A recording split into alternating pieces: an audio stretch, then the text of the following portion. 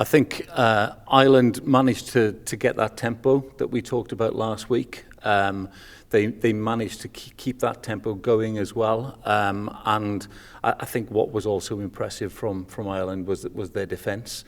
I don't think Wales created any real try chances apart from the interception where they scored. And so they were able to keep Wales sort of really quiet throughout the game. And also they created a lot of chances themselves. Actually, if we look at it analytically, I think they should have scored more than they actually did. And that's a Welshman speaking. That's the reason you didn't predict a score last week as well, Exactly. Mark. Phil, we were talking about Josh Adams playing 13. That's going to be a crucial part. He did concede a yellow card, but he looked like a bit baffled in terms of his position.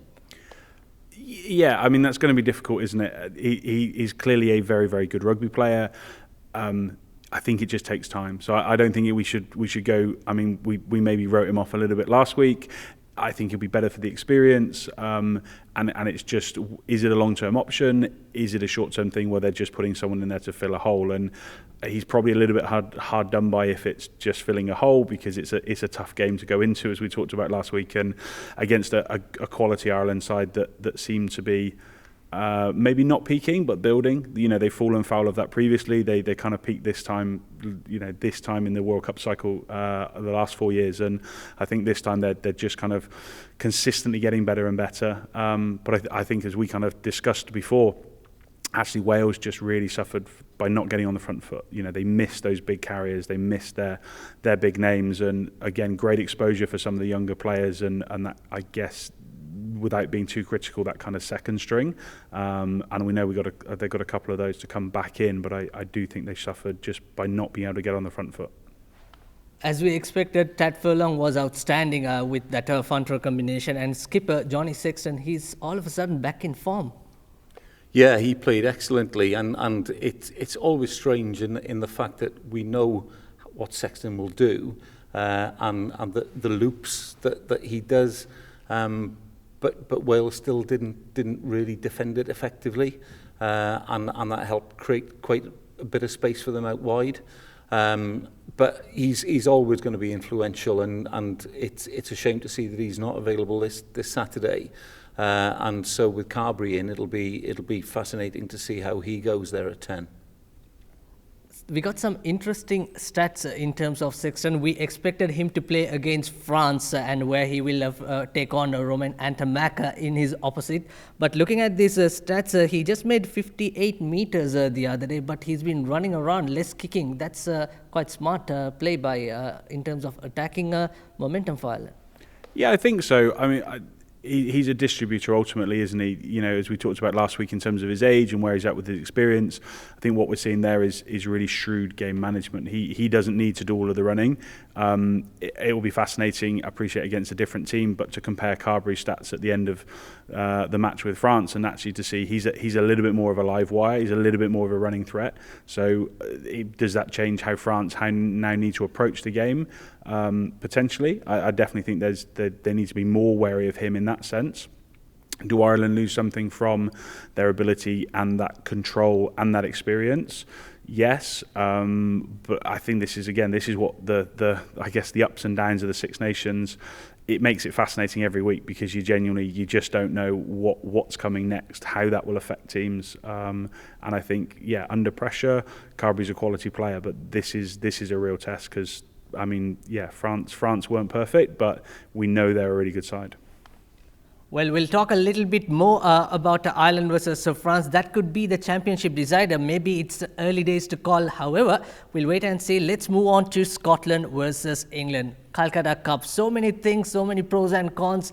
They should have done this, but after all, they're all professionals, and keep saying losing to Scotland in the last few years in a similar fashion. It's fascinating. I'm checking out social media after the game, and it just said, you know, if you're a young Scotland fan, you've grown up in an era of the last 5 years where they just don't lose to England. So, and that for a whole generation of Scotland fans is just unheard of. So, I think they did really well to come away with a win. I think they showed great resilience to finish that game off. They took their opportunities, they took their chances. Defence was outstanding. I genuinely think that made a huge difference in terms of putting a little bit more pressure on England. England didn't look as slick as they did in the autumn internationals, and whether that was due to pressure, whether that was they're still learning to play that system and that process, I'm not 100% sure. But I mean, the big talking point, I guess, is the substitution. And I think everyone's done the absolute classic of just going with hindsight. If you paused the game or paused everyone at the time and said, is this a good decision? Marcus Smith for George Ford. George Ford is a world-class operator. He's been in that position however many times before. I don't think you'd find many people that would say, Eddie, what are you doing? This is a really bad decision. The fact England then go on to lose the game, suddenly everyone looks at that and goes, it's a bad decision, but they wouldn't have said it at the time. So I don't think we want to get too caught up in the fact that cost England the game. I don't think it did. Some of the stats around when Ford came on, he had to wait something like 11 minutes to touch the ball. If that's Marcus Smith, he's not suddenly magicking the ball out of anywhere. He's still got to wait for the rest of the team to give him the ball. So I really don't think it made that much of a difference. I think the most challenging one for me would probably be the substitution around Marler taking the throw. Karen Dickey's gone off. Do you get Jamie George on? Swap him for a second row back row and then reverse that substitution later. That seemed to be the bit that was confusing, and I'm not 100% sure what the thought process of the coaches there was. No. Yeah, absolutely. Yes, I mean that tactical change. The yellow card is inevitable. It took time for TMO for like 2 to 3 minutes, so you're for sure it's going to be a yellow card. But England did. Not make the right decision at that right time. We all know that, but it could have been another different story, Amar.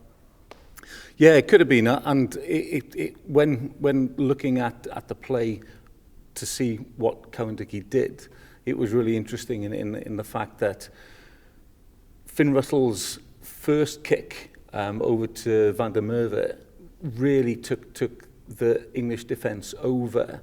At the kickoff?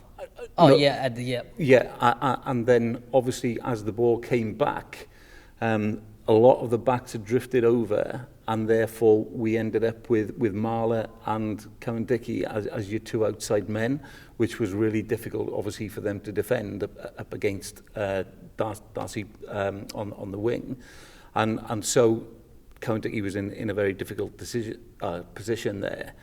So the decision then not to replace him with a hooker in that sort of 22 area was a very interesting decision from Eddie Jones, and one which he probably looks back on now and thinks maybe I should have done that differently. But as Phil said, with hindsight, it's easy, isn't it?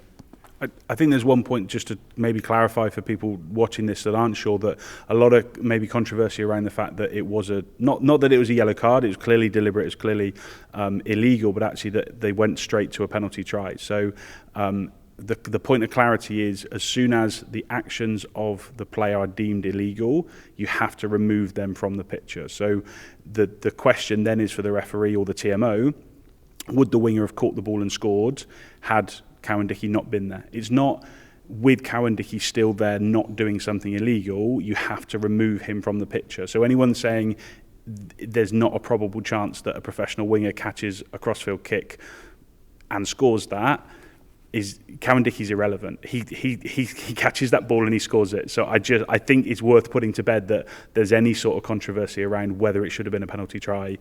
It is hands down a penalty try. It would have been interesting if Marcus Smith stayed another 10 minutes, because we know Finn Russell is world class. He just executed into perfection because he played 80 minutes, and looking at these stats, he just made kicking meters, 358 kicking meters, whereas Marcus Smith only 134 kicking meters in terms of comparison. On the other hand, Ben Youngs made a kicking meters for 457, which is the highest in this first week. Yeah, and I think it's obviously different styles of play and where your kicking game comes from. I think what Finn Russell showed last week is that his game management can be excellent, and he's a world class operator, and when he's on form, he is on form. And last week, the final penalty with a hell of a lot of pressure on. he just took that in his stride, and it just shows the player that he is really becoming now.